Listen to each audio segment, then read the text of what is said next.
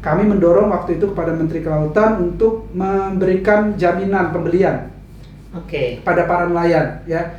Jadi harus disediakan anggaran khusus dari pemerintah untuk menyerap ya hasil tangkapan nelayan.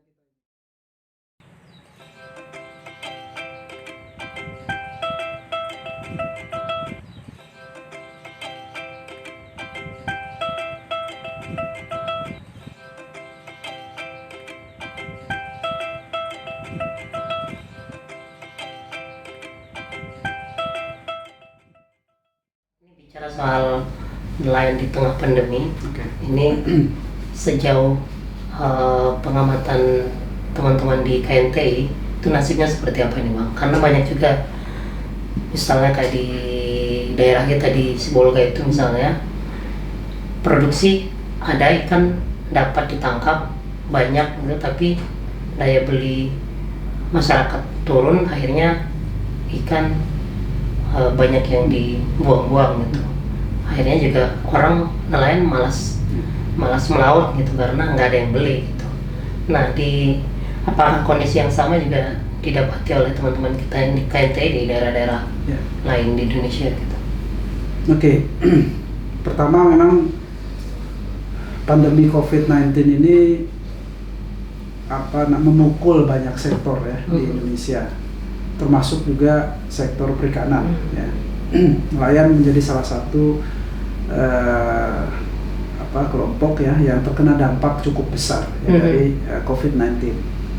Maret 2020 ya KNTI itu melakukan survei cepat sebenarnya ya, untuk mengetahui kondisi perikanan atau nelayan di Indonesia, terutama sekali pada anggota-anggota KNTI ya. Nah, dari survei itu kita mendapati informasi yang cukup penting ya, bagaimana dampak ekonomi dan sosial dari COVID-19 ini kepada nelayan. Semua laporan yang masuk ke kami itu setidaknya bisa kita bagi kepada 2 atau 3 masalah yang dihadapi oleh nelayan. Pertama, mereka dihadapi pada persoalan turunnya harga ikan. Jadi turunnya harga ikan,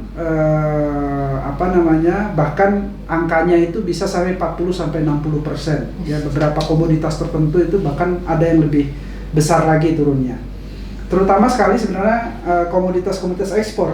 Ya, ikan-ikan dalam jenis komoditas ekspor, misalnya anggota kami di Kalimantan Utara itu melaporkan terjadi penurunan harga yang signifikan gitu.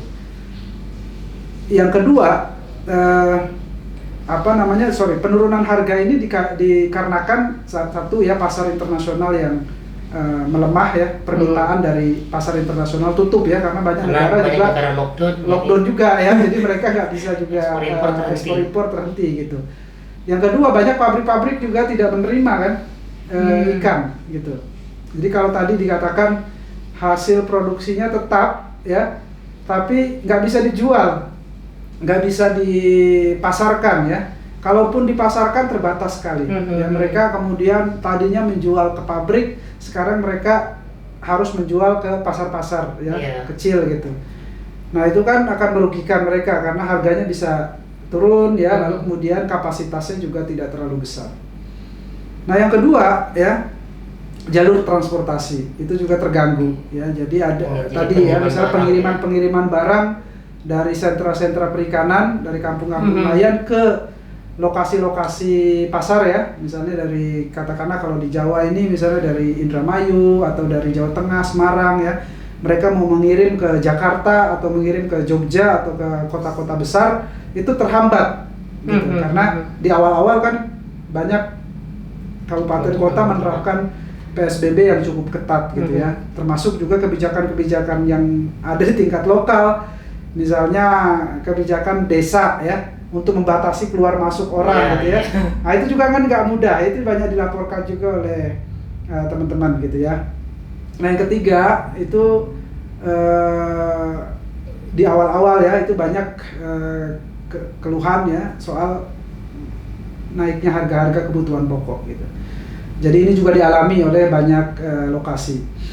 Nah, ini memukul nelayan ya, karena karakteristik dari pendapatan nelayan itu kan mereka pergi melaut hari itu mereka mendapatkan pendapatan ya. Kalau mereka nggak pergi melaut, mereka nggak bisa dapat pendapatan. Jadi buruh harian ceritanya. Iya, mereka kalau tidak melaut mereka nggak bisa makan ya.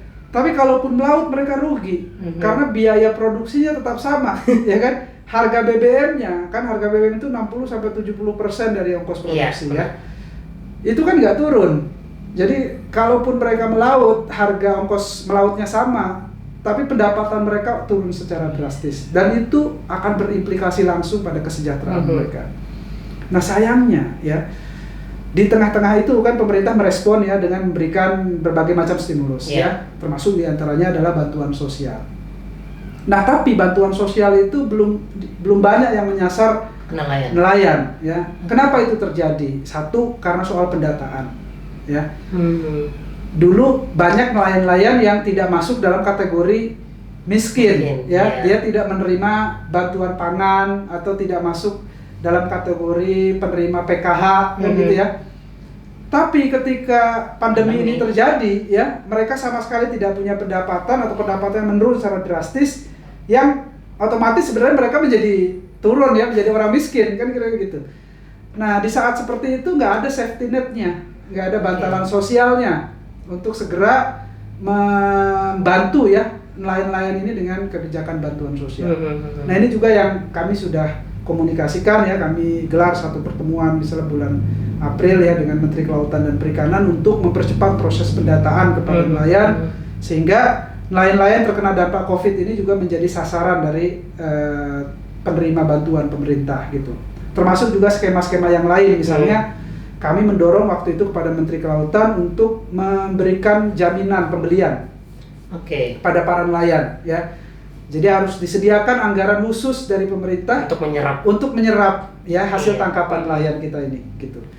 Untuk apa itu ya, macam-macam terserah. Nanti misalnya dikombinasikan bantuan pangan non tunai itu ya jangan pangan pertanian aja. Misalnya harus ada juga bantuan ikannya, kira-kira gitu ya. Nah ikannya itulah yang diserap dari nelayan-nelayan kita gitu. Nah ini yang menjadi PR kami terus sekarang kami sudah lakukan survei lanjutan ya di bulan Juni kemarin, sudah keluar juga hasil surveinya. Memang perkembangannya beberapa jenis ikan tertentu sudah mulai ada peningkatan sedikit ya, meskipun belum kembali kepada kondisi harga normal gitu. Nah ini harus jadi pemikiran pemerintah juga ya, bagaimana menstabilkan harga ikan di tingkat nelayan ini.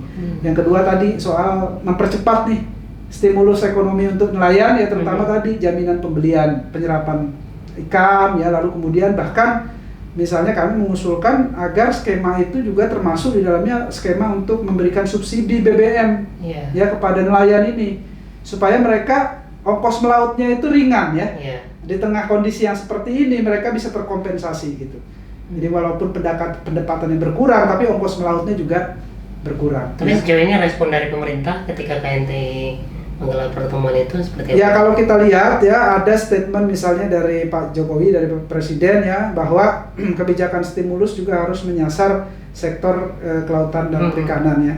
Misalnya terakhir Presiden mengatakan bantuan sosial khusus untuk petani dan nelayan ya. Nelayan sendiri ada sekitar 1,1 juta target ya yang sudah didata oleh pemerintah yang juga menjadi target penerima bantuan. Oke. Nah, berarti sebenarnya sektor kelautan kita itu kan butuh perhatian lebih ya dari pemerintah di tengah, apalagi di tengah kondisi pandemi yang sekarang ya.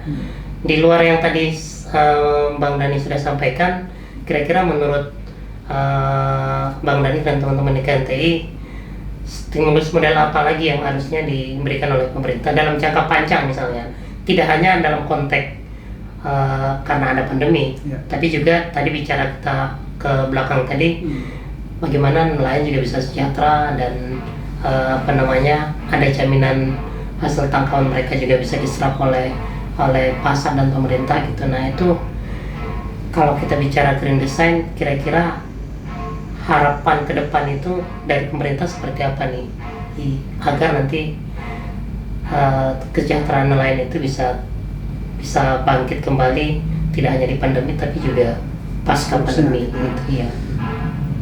Oke, ada 3 sebenarnya ya kalau menurut saya ya yang bisa menjadi satu agenda pembangunan sektor kelautan dan perikanan dalam jangka panjang ya yang bisa dilakukan oleh pemerintah. Pertama itu adalah bagaimana pemerintah bisa membuat ya satu skenario ya, satu agenda yang komprehensif untuk meningkatkan produksi dan produktivitas dari para nelayan atau pembudidaya. Sebenarnya pemerintah sudah meningkatkan ya target produksi perikanan tangkap misalnya dari 6 juta menjadi targetnya menjadi katakanlah ya kalau yang saya dengar menjadi 12 juta gitu ya produksi perikanan tangkap kita gitu.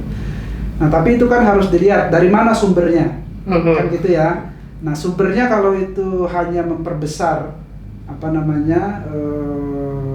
pelaku-pelaku perikanan yang besar, itu tidak akan punya efek ya pada nelayan kecil kita. Yang besar ini ya, kalau kata orang pesisir itu toke-toke yang mati itu aja gitu ya. Jadi kami menyadari betul ya bahwa sumber perikanan kita itu sangat kaya di laut-laut lepas atau di zona ekonomi eksklusif ya. Itulah mengapa selama ini kita masih menghadapi isu-isu mengenai pencurian ikan, illegal fishing dan lain-lain. Itu karena apa? Salah satunya karena perairan kita tidak diisi oleh nelayan-nelayan Indonesia. Ya, jadi nelayan-nelayan Indonesia sebagian besar baik yang kecil maupun yang besar berkumpul-kumpul di bawah 12 mil. Ya. Dekat pantai. Dekat ke pantai, kan gitu ya. Jadi harus ada upaya pemerintah yang serius, yang sistematis mendorong para nelayan-nelayan kita itu untuk bisa beroperasi ya, mencari ikan di zona-zona ekonomi eksklusif kita ya atau di laut lepas gitu. Sehingga bisa berkompetisi gitu ya. Jangan sampai ini kan wilayah kita yang kaya ini jangan sampai dimasuki orang kan gitu ya. Mereka masuk itu ya karena nggak ada nelayannya, nggak ada yang isi rumahnya, penjaganya kan gitu ya. Nah, untuk itulah sebenarnya harus didorong meningkatkan kapasitas ini ya. Jadi bagaimana nelayan-nelayan Indonesia itu bisa beroperasi di sana gitu. Itu satu hal ya. Termasuk juga bicara di situ ada soal ya bagaimana meningkatkan kapasitas kapalnya sendiri ya, teknologinya, pengetahuannya ya. Pengetahuan soal mencari ikan, pengetahuan soal keselamatan ya, cuaca, iklim dan lain-lain gitu. Nah, yang kedua ya, itu juga berlaku pada budidaya ya. Bagaimana meningkatkan produksi dan produktivitas budidaya para pembudidaya kita dengan mendorong ya pengetahuan pada para pembudidaya, teknologinya ya, sehingga mereka bisa mendapatkan hasil yang optimal. Nah, yang kedua menurut saya ya harus mulai serius dipikirkan ya bagaimana Indonesia itu bisa beralih juga ya dari sebagai negara produsen perikanan ya, perikanan tangkap ataupun budidaya menjadi negara ya pengolah hasil perikanan atau kelautan kan gitu ya. Tidak mengandalkan ekspor ikan mentah. Tidak hanya ya mengandalkan ekspor ikan mentah ya, tapi kita meninggalkan ini aspek pengolahan ya, industri-industri pengolahan harus dibangun ya, karena saya kira ini akan juga memiliki efek bagi penciptaan lapangan-lapangan pekerjaan baru ya. Kita akan menjadi satu negara besar ya di sektor perikanan kalau kita bisa membangun industri perikanan yang kuat gitu. Nah, harus diberikan stimulus-stimulus yang bisa mendorong ya agar investasi di sektor perikanan itu bisa mendorong industri-industri pengolahan ya. Infrastrukturnya harus diperbaiki ya, akses permodalannya harus dipermudah gitu sehingga industri perikanan kita bisa maju. Nah, yang ketiga ya saya kira orientasi utama dari pembangunan sektor kelautan perikanan ini haruslah bertumbuh pada aktor yang paling utama ya, yaitu adalah nelayan kecil maupun pembudidaya rakyat ini. Kenapa begitu ya? Karena kita tidak hanya semata-mata menggerakkan sektor perikanan ini sehingga dia bisa berkontribusi pada ekonomi bangsa ya. Tapi pembangunan sektor kelautan perikanan ini utamanya haruslah menjawab problem-problem sosial seperti yang pertama tadi kita sampaikan ya, menjawab persoalan kemiskinan, menjawab persoalan ketimpangan yang terjadi ya antara masyarakat pesisir dengan di luar pesisir kan gitu ya. Nah, disitulah titik tolaknya ya dari semua skenario yang dibuat gitu. Jadi apakah itu meningkatkan produksi dan produktivitas nelayan pembudidaya, membangun industri perikanan ya, semua itu ya harus diorientasikan untuk memakmurkan ya pelaku utama di sektor ini ya, para pembudidaya dan nelayan kecil itu. Karena tanpa itu ya, saya kira kita hanya akan melestarikan ya kemiskinan ya, kita akan hanya melestarikan ketimpangan. Sementara disitulah masalah terbesar kita saat ini. Gitu. Nah, menurut saya segenap tenaga pikiran harus diarahkan untuk menjawab itu. Ya, jadi memang harapan kita karena pemerintah juga sudah mulai fokus ya, nomenklaturnya sudah ada, Kementerian Kelautan dan Perikanan, Presiden juga sudah mendeklar dari awal gitu, dari 5 tahun yang lalu bahwa Indonesia akan tidak lagi memunggungi lautan, tapi sudah poros maritimnya sudah menjadi poros maritim. Harapannya tetap bahwa kesejahteraan nelayan itu bisa lebih baik di masa yang akan datang. Jadi jangan sampai lagi anak-anak muda itu melirik, tidak lagi melirik sektor kelautan sebagai masa depan pekerjaan, karena itu yang terjadi sekarang. Jadi ketika orang bicara soal pekerjaan, mungkin jadi nelayan itu pilihan paling bawah. Jadi karena tidak ada menarik-menariknya, itu tidak menjanjikan. Itu yang harus kita bongkar ya, mindset itu ya. Kita tadi di awal bicara soal besarnya potensi ya sumber daya kelautan perikanan kita. Nah, sekarang saatnya kita harus meyakinkan diri kita bahwa masa depan ya ekonomi kita terutama adalah di sektor kelautan dan perikanan. Masih banyak sekali potensi yang belum kita kembangkan gitu.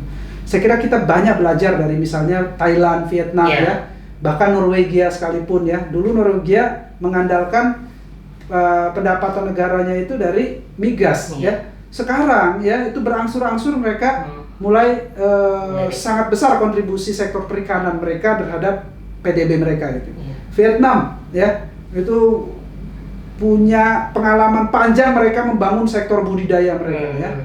Cina juga sama sekarang ya. Thailand ya sudah mulai beralih juga di industri pengolahan perikanan. Jadi kalau kita lihat sekarang ya, banyak negara-negara di dunia yang sudah mulai maju ekonominya itu mulai beralih juga ya bagaimana menggunakan sektor perikanan ini itu sebagai tumpuan tulang punggung dari perekonomian mereka yang terutama adalah untuk menjawab persoalan-persoalan sosial masyarakatnya. Nah, Indonesia punya segenap modal ya untuk bisa menjadi negara yang besar dengan mengandalkan sektor kelautan dan perikanan. Ya sumber dayanya ada di sini semua ya. Mau Anda bilang ikan apa ada di sini semua. Mau jenis udang, lobster apa segala macam ada di sini semua gitu ya. Jadi jangan sampai kebijakan kita untuk membesarkan orang lain ya. Kita ekspor ya misalnya benih lobster apa segala macam untuk kepentingan industrialisasi dan budidaya di negara lain. Ketika kita ekspor ikan mentah yang datang ke sini olahannya ya ikan kaleng ya. Nah, dengan harga yang lebih mahal gitu. Dan bahkan mereka bisa menjangkau pasar-pasar internasional ya, Amerika, Eropa, Cina yang pasarnya luar biasa.